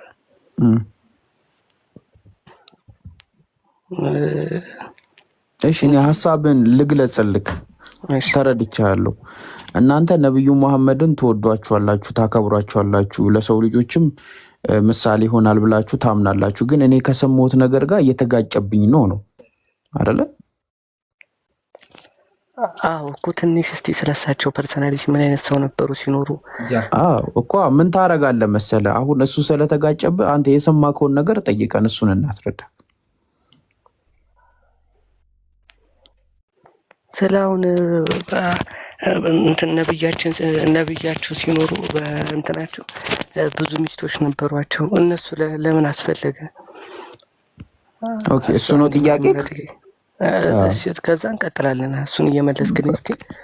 በቃ የሚገርም ነገር ለምን እንዳገቧቸው ስንነገር ካሁን ነብዩ መሐመድ ያሳዝነዋል። ለዚህ ነው ትላለህ። ኢምራን እስቲ ቀጥልለት፣ አጠር አድርገህ ካጠር መጠና አድርገህ ለምን እንዳገቧቸው ነብዩ መሐመድ ሁሉንም ሚስቶቹን እንትን በላቸው። የሆነ ጊዜ ስታብራራ ሰምቻለሁ። በሱ መልክ አጠር አድርገህ እንትን በለው። አይ ሀቢቢ አልሐምዱሊላህ ወከፋ። በደንብ አዳምጠኝ እሺ ቴዲ። መጀመሪያ የነብዩን ስብዕና ነገሬን ብለኸኛል። ሱረቱል ቀለም ቁጥር 4 ላይ ያስቀምጣል። ኢነከ ለዓላ ኹሉቂን ዐዚም ይላል። አንተ ነብዩ ሆይ በተከበረ በላቀ ስብዕና ናቸው። ስለዚህ ነው ስላሰ ስብዕናቸው ከሰዎች በሙሉ የላቀ ነው። ከሱ ልጀምርልህ ብዬ ነው። እሺ ምን ላድርግ? እሺ ነብዩ ሰለላሁ ዐለይሂ ወሰለም ስብዕናቸው ምንድነው ካልን ደግሞ ኢባዳ ማድረግ፣ አምላካቸውን ማምለክ፣ አዛኝ ነበሩ። ለዛ ሱረቱል አንቢያ አምላካችን ምን አለ? ለዓለማት እዝነት እንጂ አላክንህም አላቸው። ስለዚህ ነብዩ ሰለላሁ ዐለይሂ ወሰለም የምታውቁት ለዓለማት እዝነት ነው። አምላካችን ምን አለ ቀጥሎ? ለቀድ ጃአኩም ረሱሉ ሚን አንፉሲኩም አለ። እናንተ ሰዎች ሆይ አለ ከጎሳችሁ የሆነ እንደናንተ ሰው የሆነ ችግራችሁ በእርሱ ላይ ጽኑ የሆነ በእናንተ እምነት ላይ የሚጓጓ በምእመናን ላይ ሩህሩህ አዛኝ የሆነ መልእክተኛ በእርግጥ መጣላችሁ አለ። ስለዚህ ነብዩ አዛኝ ናቸው፣ እንዲሁም ስብዕናቸው ያማረ ነበር ማለት ነው። ስብዕናቸው ማለት ነው ደግሞ በሁሉም ነገር ለዛው ነብዩ ሰለላሁ ዐለይሂ ወሰለም ሐዲስ ላይ ምናሉ ሊኡተሚመ መካሪመል አኽላቅ፣ እኔ እኮ ነብዩ መሐመድ የተላኩት ጥሩ ስብዕናዎችን ላሟላ ነው አሉ። ስለዚህ ነብዩ ስብዕናቸው በሙሉ ጥሩ ነበረ። ኦኬ ብዙ ሐዲሶች አሉ፣ ያው ሌላ ጊዜ ኢንሻአላህ እናወራባቸዋለን። አሁን ወደ ሚስቶቹ ስንመጣ ነብዩ ለምን ብዙ ሚስት አገቡ? ጥሩ ጥያቄ። ግን የሚገርመው ነገር አሁን ይህን ካስረዳሁ በኋላ በዚህ ታሪክ ላይ ነብዩ ስብዕናቸው ምን ያክል ያማረ እንደሆነ ትገነዘባለህ። ልጀምርልህ። መጀመሪያ ነብዩ ሚስት ለምን አገቡ? ለራሳቸው ፍቅር አግብተዋል እንዴ ስንል አላገቡም። ልጀምርልህ። ነብዩ ሰለላሁ ዐለይሂ ወሰለም በህይወታቸው ለመጀመሪያ ጊዜ ያገቧት ስሟ ኸዲጃ ረዲየላሁ ዐንሃ ትባላለች። ከነቢይ ከመሆናቸው በፊት ኸዲጃ አግብተዋታል። ኸዲጃን ሲያገቧት የመጀመሪያ ሚስታቸውን ሲያገቡ እሷ እስከምትሞት ሌላ ማንንም አላገቡም። ሲያገቧትም እድሜዋ 40 ዓመቷ ነበረ። ነብዩ ደግሞ የ25 ዓመት ወጣት ነበሩ። አያ ወጣት እያሉ ራሱ ማንን ያገቡት? ሽማግሌ ነበር ያገቡት፣ ወይም ደግሞ አሮጊት ነበር፣ በእድሜ የገፋች ነበር ያገቡት። አያ ግን ነብዩ ለስሜታቸው በቃ ለመደሰት ፈልገው ቢሆን ኖሮ እኮ ቆንጆ ሴት የተዋበች ያገቡ ነበር። ግን ነብዩ ሰለላሁ ዐለይሂ ወሰለም አግብተው ማያውቁም እንደዛ። ኦኬ እድሜዋ ስንት ነበር? 40 ዓመቷ። ኸዲጃ ረዲየላሁ አንሃ በህይወት እያለች ነብዩ ሌላ ሚስት አላገቡም ነበረ። ይሄን ያዝልኝ። በጣም ብዙ ስለ ኸዲጃ ብዙ ሐዲሶች አሉ፣ ስለ ክብሯ የተናገረ ማለት ነው። ምሳሌ ምን ብሎ አስቀመጡ? ኸይሩ ኒሳኢሃ መርየም ወኸይሩ ኒሳኢሃ ኸዲጃ አሉ። ከዚህ ሙሉ ዓለም ምርጥ ሴቶች ማናቸው አሉ? መርየምና ኸዲጃ አሉና ኸዲጃ ረዲየላሁ አንሃ ታላቅ ሷሃቢይ ናት፣ የነቢያችን ሚስት ናት። እንዲሁም ለመጀመሪያ ጊዜ በእሳቸው ያመነች እሳቸውን የረዳች ናት እና አብዛኛው ልጆቿ ከሷ ነበሩ። ይህን ዘጋን። ነቢዩ ሰለላሁ ዐለይሂ ወሰለም ከሷ ቀጥሎ ማንን አገቡ ካልን ደግሞ ኡሙል ሙእሚኒን ሰውዳ ቢንቱ ዘምዓ አገቡ። ሰውዳን አገቧት። ሰውዳን ለምን አገቧት ስንል እመጣልሃለሁ። ግን እድሜዋ ስንት ነበር? አላሁ አክበር። አያ 66 ዓመቷ ነበር። ይታያችሁ ነብዩ የ66 ዓመት ኦልሞስት በቃ በጣም ያረጀ ሴት አገቡ። ለምን አገቡ? እሺ እንታለ ኻተመ ነብይ መጽሐፉን ነው ምን አለ? ወተዘወጀ ነብዩ ሰለላሁ ዐለይሂ ወሰለም من بعدها قبل الهجرة ሰውዳ ነብዩ ሰውዳን አገቡ። እድሜዋ ስንት ነበር? እድሜዋ 66 ዓመቷ ነበረ እና ቆንጆም አልነበረችም። ለምን አገባት? ልቀጥልልህ። ወቀድ ካነት አስለመት ሙስሊም ሆና ነበረ። ከጣዖት አምልኮ ወጥታ ነበረ። ወሃጀረት ኢለል ሐበሻ ወደ ኢትዮጵያ ተሰዳ ነበረ፣ ስደት መታ ነበረ። ፊርአነ ሚን አዘል ጃሂሊን ጣዖት አምላኪያን ሲያስቸግሯት ሊገሏት ሲሉ ኢትዮጵያ መታ ተደበቀች። ከዛ ወማተ ባዱ አንአድ ባሏ ደግሞ ከስደት ከኢትዮጵያ ሲመለስ ባሏ ሞተባት። ከዛ ወካን አህሉሃ ላ የዛሉና አለ ሽርኪ ቤተሰቦቿ ጣዖት አምላኪ ነበሩ። እሺ ከዛ በኋላ ፈኢዛ አደት ኢለይሂም ፈተኑሃ እንዲኒሃ ወደ ቤተሰቦቿ ከተመለሰች ጣዖት አምላኪ ያረጓታ ያስገዷታል። ስለዚህ ፈተዘወጀሃ ነብያችን አገቧት። ለምን? ሂማየተን ሊዲኒሃ ሚነል ፊትና እሷን ከፈተና ለመጠበቅ አገቧት። አያ ነብዩ ሲያገቡ ለስሜታቸው አግብተው አያውቁም። ለስሜት ቢሆን ኑሮማ የ66 ዓመት ሴት የትኛውም ወንድ አያገባም። የትኛውም ወንድ ያ ጀማዓተል ኸይር 66 ዓመት አሮጊት ማንም አያገባም። ግን ነብዩ አግብተዋታል። ለምን ካለን እሷን ከፊትና መጠበቅ። አያቸው ስብዕናቸው ሰው በአላህ ያቺ ሴት በአላህ ስላመነች ብቻ ሃይማኖቷን እንዳትቀይር ገሃነም እንዳትገባ ነብዩ ጠበቋት፣ በእሷ ስር በማድረግ ማለት ነው። እሺ አንደኛ ይሄ ነው። ቀጥሎ ማንን አገቡ? አኢሻ ረዲየላሁ አንሃ። በደንብ አዳምጡኝ። ነብዩ በህይወታቸው ድንግል አግብተው አያውቁም። ከማኖች? ከአኢሻ ውጭ። ግን ነብዩ ለስሜት ቢሆን ኖሮ ሰው የሚወደው ምንድነው? ድንግል ሴቶችን፣ ቆንጆ ሴቶችን፣ ወጣቶችን አይደል የሚያገባው? 20 ዓመት 25 ዓመት ነበር። ግን ነብዩ ከአኢሻ ውጭ ሁሉም ሚስቶቻቸው ከ20 ዓመት በላይ ናቸው። 50 40 60 ዓመታቸው ነው። እሺ አኢሻን ለምን አገቧት ካልን አላሁ ሱብሓነሁ ወተዓላ በህልም አሳያቸው። ነቢያቱ ሐዲስ ላይ ምናሉ? ረአይቱኪ ፊል መናሚ መረተይን አሉ። ሰሒህ ቡኻሪ 3895 ላይ ባለ ሐዲስ ላይ ነቢያችን በህልማቸው አዩ። የነቢያት ህልም ደግሞ ምንድነው? ያው ካነት ሩኡያል አንቢያ ወህያ፣ የነቢያት ህልም ደግሞ ራእይ ነው። ስለዚህ አምላካችን በራእይ አኢሻን ሲያገቡ አሳያቸው። ለምን አኢሻን አገቡ ካልን ጥሩ ጥያቄ። አኢሻን ያገቡበት ምክንያት አኢሻ አፍቃሃናስ ከሰዎች በጣም በእውቀት የነጠቀች አእምሯ የበሰለ ነበረ። ኦኬ ሰሃቦች ከነብዩ ጋር ሲቀመጡ ያው ነብዩ ያስተምሯቸውን ነገር ይዘግባሉ። ኦኬ ስለዚህ እኛ የነብዩ አስተምሮ በሰሃቦች በኩል እንሰማለን። ግን ቤታቸው ሲገቡ ነብያችን ሰሃቦች አብረው ቤታቸው አይገቡም። ነብያችን የራሳቸው ቤት አላቸው። የዛ ሰዓት ግዴታ ቤት ውስጥ የሚፈጠረውን ነገር ስለ ግንኙነት፣ ስለ ትጥበት፣ ስለ ህይወታቸው የሚተረካካ ያስፈልጋል አይደለ? ስለዚህ አኢሻ ረዲየላሁ አንሃ በዓለማችን ላይ ማንም ያደረገውን ከአቡ ሁረይራ ወንዶች እንኳን ያደረጉትን አደረገች። ምን ያደረገች? 2000 ሐዲስ ዘገበችልን። ነብዩ የሚያደርጉትን ነገር እያንዳንዱን ለሰዎች አስተማረች። አያችሁ አይደለ?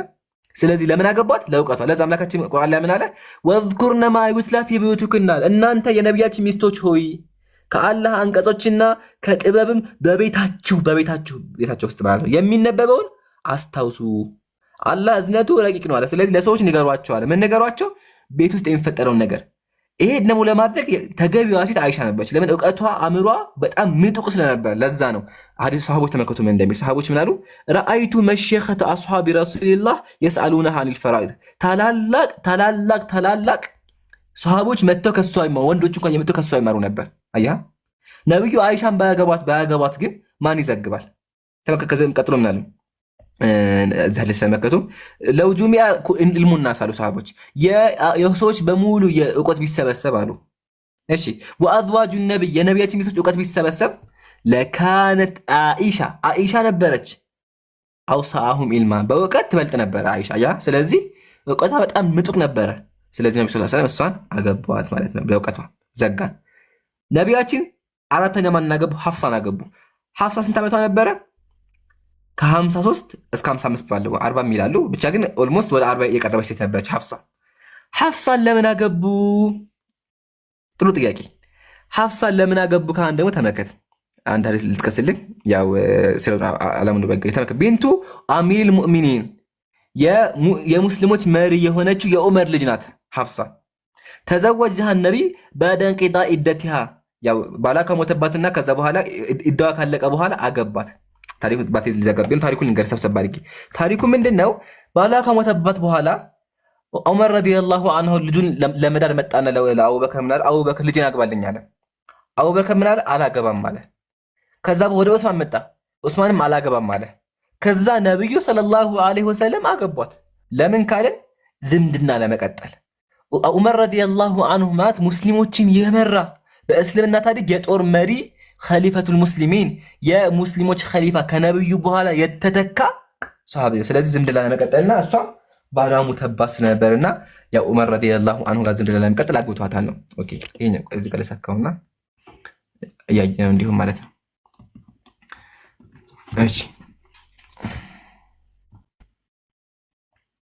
እሺ አሁን አራተኛ አምስተኛ ዘይነብ ረዲየላሁ ዐንሃ ዘይነብን ለምን አገቧት ካልን ደግሞ ዘይነብን ያጋባቸው አላህ ነው። ለዛ ዘይነብ ምናች ዘወጀኩነ አሃሊኩነ እናንተ እኮ ሰዎች ሆይ ማን አጋባችሁ አለች? ቤተሰቦቻችሁ አጋቧችሁ። ወዘወጀኒ አላሁ ሚን ፈውቂ ሰብኢ ሰማዋት እኔን ግን ያጋባኝ አላህ ነው አለች። ታዲያ የዘይነብ ታሪክ ደግሞ ምንድነው ከተባለ ታሪኩን እንገራችሁ። ሐዲሱ እዚህ ጋር አለ። ታሪኩ ምንድነው? ዘይነብ ማለት ነብዩ ጋር ያደገች ሴት ነበረች። ግን ነብዩ ከማን ጋር አጋቧት? ከዘይድ ጋር አጋቧት። ዘይድ ደግሞ ምንድን ነበር? የነብያችን የማደጎ ልጅ ነበር። በሰዎች አናገር ማለት ነው። አዳምጡ በደብ። ዘይድ ምንድነው? ባሪያ ነበረ። ነብዩ ነፃ አውጥተውት ነብያችን ጋር የሚኖር ነበረ። ስለዚህ ሱሐቦች የሚሉት ነበረ የመሐመድ ልጅ ዘይድ ብሉት ነበረ። ነብያችን ከባርነት ቀንበር ነፃ አውጥተው አሳድገው ምን አደረጉት? ዳሩት። ለማድረግ አበቁት ማለት ነው። ዳሩት። ከዳሩት በኋላ ምን ተፈጠረ? አልተስማሙም። ዘይድ መጣና ምን አላቸው? ነብዩ ሰለላሁ ዐለይሂ ወሰለም እነ ዘይነብ ጣላ አለይ ሊሳኑ ምላሷ ከበደኝ ልፈታ ትፈልጋለሁኝ አላቸው። ከዛ በኋላ አምላካችን አስቀድሞ ምን ነገራቸው? ታገባታለህ አላቸው። አላህ ያሳጋባቸው በዚህ ቃል። ለምን ካልን አየተ ተበኒን ውድቅ ለማድረግ የማደጎ ልጅትን ለማስቀረት። ለምን በእስልምናችን አንድ ሰው መጠራት ያለበት በአባቱ ስም ነው። ዘይድ ብኑ ሳቢት የአባቱ ስም ሳቢቱ ነው ሳለ ሰዎች ግን ዘይድ ብኑ መሐመድ የመሐመድ ልጅ ነው ነበረ። ስለዚህ አምላካችን ቁርአን ላይ ምን አወረደ? ኡድኡሁም ሊአባኢሂም ሰዎችን በአባቶቻቸው ጥሯቸው፣ በማደጎ አትጥሩ አላቸው። የትኛውም ሰው መጣራት ያለበት በአባቱ ስም ነው። ይሄን ከተናገረው በተግባርም ደግሞ አሳያቸው።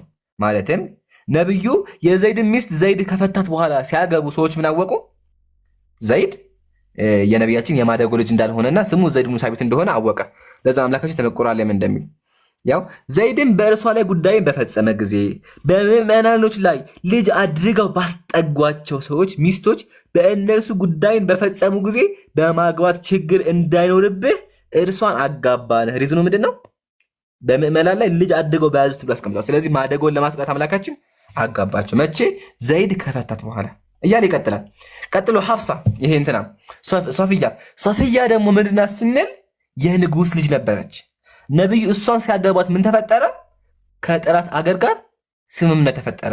ለምን ከተጋቡ ሁለቱም አገር ሰላም ይሆናል እያልን እያንዳንዱ ብንመለከት እንጨርሰዋለን። አክቹዋሊ አሁን 7 ደርሰናል። እየቀረን ማን ነው የረሷቸው ለማን ነው? ብቻ ግን እንደዛ ገምንመ እያንዳንዱን መጨረስ እንችላለን። ነብዩ ሰለላሁ ዐለይሂ ወሰለም በህይወታቸው ለስሜትም አግብተው ያቁም ያገቧቸው ሚስቶች እድሜያቸው ከፍ ያለ ነበረ። ለዓለማቱ ጌታ ምስጋና ይገባው። ነብዩ ሰለላሁ ዐለይሂ ወሰለም እንደዚህ አይነት በስብዕናቸው ሰዎችን ከክህደት ለመጠበቅ ብለው ሴቶችን ከክህደት ለመጠበቅ ብለው የ66 ዓመት ሴት ነበር የሚያገቡት። ግን ክፋሮች ከሃዲያንና ክርስቲያኖች እንደሚሉት ነብዩ ለስሜት ቢሆን ኑሮማ ጣዖት አምላኪያን መጥተው ምን አሉ? ያ ሙሐመድ ሆይ ጨረቃን በቀኝ እጅህ ፀሐይን በግራ እጅህ እናደርግልህ። ከሱ በፊት መጀመሪያ ምን አሉት? ነብዩ መሐመድ ሆይ ስልጣን ፈልገ ከሆነ ስልጣን እንስጥህ፣ ሚስት ፈልገ ከሆነ ቆንጆ ቆንጆ ሴት እናጋባ፣ እንዲሁም ብር ከሆነ ብር እንስጥህ። ግን ከዚህ ንግግር አቁም፣ ጣዖታትን አትሳደብ፣ ጣዖታትን አምልክ በቃ አሏቸው። አዳምጡ። ጣዖት አምላክ ያምናሉ። ሚስት እናጋባ፣ ቆንጆ ሚስቶችን፣ ገንዘብ እንስጥ፣ ንጉስ እናድርግ። ብቻ ግን አንተ ላኢላሃ ኢላላህ የሚለውን ነገር አቁም፣ አንድ አላህ ብቻ የመለክ የሚለውን ነገር አቁም አሏቸው። ነቢያችን ምን አሉ? አይ እሺ በቃ ሚስቶች አጋቡኝ ብለዋል አላሉ። ግን ጣዖት አምላኪያና ክርስቲያኖች እንደሚሉት ቢሆን ኑሮ ነብዩ የዛን ጊዜ እሺ በቃ ብለው ቆንጆ ሚስቶችን አግብተው ሀብታም ሆነው ንጉሱን ይኖር ነበር። ግን ነቢያችን ምን አሉ? ጨረቃን በግራ እጄ ብታስቀምጡ፣ ፀሐይን በቀኝ እጄ ብታስቀምጡ ከዚህ ንግግሬ መቼም አልመለስም አሉ። ዘጉት። አያ ይሄ ነበር ስብዕናቸው ነብዩ ሰለላሁ ዐለይሂ ወሰለም። በዚህ ራሱ በጋብቻቸው ራሱ ተአምራት። ሲቀጥል በነቢያት ብዙ ሚስቶች ያገቡ ነበር። ዳዊት 8 ሚስት፣ ያዕቆብ 3 ሚስት፣ አብርሃም 3 ሚስት፣ ኤሳው 8 ሚስት እያለ መጥቀስ እንችላለን መጽሐፍ ቅዱስ ላይ ራሱ። ስለዚህ በዚህ አንጻር ነው ወንድሜ ጨምርበትና ኢንሻአላህ ቴዲ ይቀጥላል። ጂያ ተንቻለው አለ ቅድም በኮሜንት ኸይር ኢንሻአላህ። እሺ ቴዲ ግልጽ ነው? አዎ። አይ ሌላ ጥያቄ አለ? አዎ። እሺ ስለ ነብዩ ኢሳ የተወለዱት ዊዛውት ምንም አይነት ሪፕሮዳክሽን ሳይፈጠር ነው። እስቲ ስለሳቸው ደግሞ ንገረኝ። መጨረሻ ላይ ምን እንደው ያላቸው ነው ወይስ ምንድን ነው እኮ? ነብዩ ኢሳ ምንድን ነው እስልምና ላይ ያላቸው እንትን በእኛ ኢየሱስ የምንለው ማለት ነው። እሺ ጥሩ ጥያቄ። ምንድን ነው ያላቸው ሚና? ኸይር አልሐምዱሊላህ። በጥቅል ደረጃ ኢሳ አለይሂ ሰላም ቢንት ስዲቅ ወረጁሉን ሲዲቅ ነው። የጻድቅ ልጅ ጻድቅ ነው። እናቱ ጻድቅ የሆነች በስሟ ቁርአን ምዕራፍ የተሰየመላት በአባቷ ምዕራፍም የተሰየመላት ሴት ናት። ቁርአን ላይ 2 ቦታ ለአምላካችን ጠቅሶታል። የቁርአን ምዕራፍ ራሱ ሱራ 3 ላይ ስሙ ምንድነው? ሱረቱ አሊ ኢምራን ይባላል። የኢምራን ቤተሰቦች ምዕራፍ ማለት ነው። ኢምራን ማለት የማርያም በእናንተ ኢያቄም ትሉታላችሁ የማርያም አባት ነው። አያ ቁርአን ላይ በአባቷ ስም የተሰየመላት ሱረቱ መርየም ሱራ 19 ደግሞ ሱረቱ መርየም ተብሎ የተጠቀሰላት ቁርአን ላይ ወኡሙሁ ሲዲቃ እናቱ ጻድቅ ናት ያላት ሴት ናት። በእስልምናችን ነብያችን ማለት ኸይሩ ኒሳኢሃ መርየም አሉ። በእስልምና በዓለማችን ላይ ንጹሃ ሴት ማርያም ናት አሉና ማርያም በጣም የተከበረች ጻድቅ የሆነች የሷ ልጅ ነው ማለት ነው። እሱ ራሱም ጻድቅ ነው። ቀጥሎ ጻድቅም ብቻ ሳይሆን የአላህ ባሪያና የአላህ መልእክተኛና መሲህ ነው። ሙስሊሞች ኢሳ መሲህ እንደሆነ እናምናለን። መሲህ ምንድነው ከተባለ በበረካ በስልጣን የተቀባ ማለት ነው። በረካ የተቀባ ማለት ነው። ኦኬ ቁርአን ተመከተ አምላካችን እንደሚል ወዝኩር ፊል ኪታቢ መርየም በመጽሐፍ ውስጥ ማርያምን ከቤተሰቦቿ ካሜራሺ ወደ ምስራቃዊ ቦታ በተለየች ጊዜ ታሪኩን አስታውሳለ። የማርያም ታሪክ ነው። እንቀጥል። ከነሱም መጋረጃን አደረገች፣ መንፈሳችንን ጅብሪልን ገብርኤል ማለት ነው ወደ እርሷ ላክን፣ ለእርሷም ትክክለኛ ሰው ተገለጠላት። እኔ ከአንተ በአራህማን እጠበቃለሁኝ፣ ጌታህን ፈሪ እንደሆንክ አትቅረበኝ አለች አለ። ከዛ ጅብሪል ምን አለ? ገብርኤል እኔ ንጹህን ልጅ አያ ኢሳ ምንድነው? ኢሳ ንጹህ ልጅ ነው። ኢየሱስ አለይሂ ሰላም ለአንቺ ልሰጥሽ የጌታሽ መልእክተኛ ነኝ አላት። ከዛ በኋላ በጋብቻ ሐሳብ ያልነካኝ ሲሆን አመንዝራ ሳልሆን ለእኔ እንዴት ልጅ ይኖረኛል አለች አላት። ነገሩ እንደዚህ ነው፣ ጌታሽ እርሱ በላይ ገር ነው፣ ለሰዎች ተአምር ከኛ ችሮታ ልናደርገው ይህንን ሰራን፣ የተፈረደም ነው አላት አለ። ስለዚህ ኢሳ አለይሂ ሰላም ካለወንድ ግንኙነት የተፈጠረ ነው ማለት ነው። ኦኬ ሲቀጥል የተከበረ ነው። ታዲያ ኢሳ ምን አለ ካለን ደግሞ ህፃኑም አለ ምን አለ? ኢሳ የመጀመሪያ ነገር ነው። ገና ኢሳ ከአፉ ምን ወጣ ስንል ኢሳ ምን አለ? ኢየሱስ አለይሂ ሰላም ኢየሱስ ማለት በእናንተ እኔ የአላህ ባሪያ ነኝ፣ አታኒየል ኪታብ መጽሐፍን ሰጠኝ፣ ወጀዐለኒ ነብያ ነብይም አደረገኝ። የመጀመሪያ ንግግሩን ቀጥል። በየትም ስፍራ ብሆን ብሩክ አድርጎኛል፣ በህይወትም እስካለሁ ሰላትን በመስገድ ዘካንን በመስጠት አዞኛል፣ ለእናቴ ታዛዥ አድርጎኛል፣ ትዕቢተኛ አመፀኛም አይደለሁም፣ ሰላም በእኔ ላይ ነው፣ በተወለድኩበት ቀን፣ በምሞትበት ቀን፣ ሕያው ሆኜ በምቀሰቀስበት ቀን። ይህ የመርየም ልጅ ኢየሱስ ነው፣ ያ በእርሱ የሚጠራጠሩበት እውነተኛ ቃል ነው አለ። እውነተኛ ታሪክ ይሄ ነው። ታሪኩ ምንድነው? ኢሳ ዓለይሂ ሰላም የአላህ ባሪያ፣ የአላህ መልክተኛ፣ አላህ ንጹህ ያደረገው ሰው ነው ማለት ነው። እና ቁርአን ላይ በጣም ብዙ ቦታዎች ላይ ታሪኩ አለ። ታዲያ ኢየሱስ ምን አስተማረ? ተመልከት። ኢሳም አለ አላህ ጌታዬና ጌታችሁ ነው ተገዙት፣ ይህ ቀጥተኛ መንገድ ነው አለ። ስለዚህ ኢሳ ያስተማረ ምንድነው? አምላክን ብቻ አምልኩ። ይሄ ምንድነው? ቀጥተኛ መንገድ ነው አለ። ይሄ ነው መሰለህ። በጣም ብዙ ምዕራፎች አሉ፣ ግን ይበዛባል። ይሄ በሙሉ ስለ ኢሳ ነው ቁርአን ላይ። ይሄ በሙሉ ቁርአን ላይ ነው እና ግን ይበዛባል። ግልጽ ነው ቴዲ። እና ደግሞ አሁንም ደግሞ አንድ ያለኝ ጥያቄ ነብዩ ኢሳ ሲፈጠር ምንም አይነት ነገር አልነበረበትም። አላህ እሱን ከአንተ እንዳልከው ማርያምና ከነሱ በቃ በጣም እንትን ካለ ለምንድን ነው አሁን ነብዩ መሐመድ በጣም ገኖ እንዲታይ የሆነው ከነብዩ ኢሳ ይልቅ? ለምንድን ነው እሱ በጣም ግነት ወይንም ደግሞ በጣም ትልቅ ቦታ የምትሰጧቸው ለሳቸው ማለት ነው? አሁን ከሁለቱ የቱን ነው በጣም ትልቅ ቦታ የሚሰጣቸው? ጥሩ ጥያቄ። እሺ መጀመሪያ ሙስሊሞች በነቢያት መካከል አንለይም፣ በሁሉም እናምናለን። አምላካችን ምን አለ? ላኑፈሪቁ በይነ አሐድ ሚን ሩሱሊ፣ በመልእክተኞች መካከል አንለይም በሉ አለ። ስለዚህ ሙስሊሞች በሁሉም እናምናለን። ቁሉ አመና ቢላህ፣ በሁሉም እናምናለን። ስለዚህ በአላህና በሁሉም ደግሞ እናምናለን። ሁሉም ነቢያት ንጹህ የተባረኩ የአላህን ቃል የሚያስተምሩ እንደሆኑ እናምናለን። ኢየሱስም ነብዩ መሐመድም። ታዲያ ነብዩን ለምን ከፍ ከፍ ታደርጋላችሁ ከተባለ ነብዩ ሰለላሁ ዐለይሂ ወሰለም የኛ ነብይ ናቸው። ኢየሱስ ዐለይሂ ሰላም ነብይ ቢሆንም የኛ ነብይ አይደለም፣ ማለትም ለኛ አልተላከም። ኢየሱስ የተላከው ለእስራኤላውያን ከ2000 ዓመት በፊት ነበረ። ለእስራኤል ለኛም አይደለም፣ ለእስራኤላውያን ነበር። አምላክ ነብይ የሚልከው ለሆኑ ማህበረሰቦች ነው። ስለዚህ የዛን ጊዜ የተላከው ለእስራኤላውያን ነበር፣ እነሱን ያስተማረው። ለዛ ነው ወንጌል ላይ በተነገረ መጽሐፍ ቅዱስ ላይ ኢየሱስ ምን አለ? እኔ የተላኩት ለጠፉ ለእስራኤል በጎች ነው አለ። ቁርአን ላይ ያ በኒ እስራኤል እኔ የእስራኤል ህዝቦች ብሎ ይናገራል። ስለዚህ ቁርአን ላይ መጽሐፍ ቅዱስ ላይ ኢሳ የተላከው ለእስራኤሎች ነው። ነብዩ መሐመድ ደግሞ የኛ ነብይ ናቸው። የመጨረሻን ለዓለማት የተላኩ የመጨረሻው ነብይ ናቸው። ቁርአን በሳቸው ላይ ወረደ። አሁን መመሪያ የሳቸው ነው። ስለዚህ ነብዩ ሰለላሁ ዐለይሂ ወሰለም የኛ ነብይ ስለሆነ ምን ላይ ሙስሊሞች የአላህ ሰላም በሳቸው ላይ ይሁንና ሻሃዳም ስንይዝ ነው በሳቸው ስም እንይዛለን። ግን በሳቸው ስም ስናምንና ሻሃዳ ስንይዝ ግን ምን እያልን ያለ ነው? አምላክ በሳቸው በኩል እንዳናገረን የአሁኑ ራእይ የተገለጠው በነብያችን በኩል እንደሆነ እያመንን ያለ ነው። ኦኬ ይሄን አምነን ግን እናደርጋለን። ግን አስቀድሞ ደግሞ ለእስራኤላውያን ደግሞ አምላካችን በኢየሱስ በኩል እንዳናገራቸውም ደግሞ እናምናለን። ግን ነብዩ መሐመድ የኛ ነብይ ስለሆኑ አላህ ለኛ ስለላካቸው እናምናባቸው። ለዛ አምላካችን ቁርአን ላይ ምን ቀደም እንዳሳየው ለቀድ ጃአኩም ረሱሉን ሚን አንፉሲኩም፣ ከጎሳችሁ የሆነ ከናንተ የሆነ አዛይ መልእክተኛ በእርግጥ መጣላችሁ ብሎ ይነግረናል።